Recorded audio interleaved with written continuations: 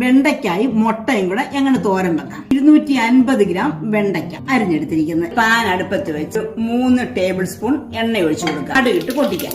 വെളുത്തുള്ളി, ഇഞ്ചി, പച്ചമുളക്, സവോള, കറിവേപ്പില, ഉപ്പ്, തേങ്ങാക്കൊത്തിട്ട് ഇതെല്ലാം കൂടെ ഒന്ന് ചെറുതായിട്ട് വാടി വരുമ്പോൾ നമുക്ക് ഈ വെണ്ടയ്ക്ക ഇട്ട് കൊടുക്കാം. വെണ്ടയ്ക്ക നന്നായിട്ട് ഒലന്ന് വന്നിട്ടുണ്ട്, വെന്തിട്ടുമുണ്ട്. അപ്പൊ നമുക്കിത് മുട്ട ചേർത്ത് കൊടുക്കാം. ഞാനിവിടെ 2 മുട്ടയാണ് ചേർക്കുന്നത്.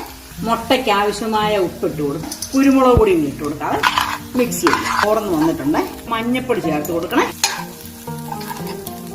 ഈ മുട്ട തേങ്ങാപ്പീര പോലെ കണ്ടോ, നല്ലോണം ചിക്കി തേങ്ങാപ്പീര പോലെ കിടക്കുന്നുണ്ടോ.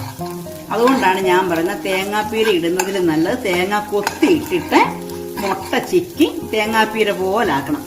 ഈ ചാനൽ കണ്ടുകൊണ്ടിരിക്കുമ്പം സബ്സ്ക്രൈബ് ചെയ്യാത്ത ആരെങ്കിലും ഉണ്ടെങ്കിൽ ഒന്ന് സബ്സ്ക്രൈബ് ചെയ്ത് സപ്പോർട്ട് ചെയ്യണേ.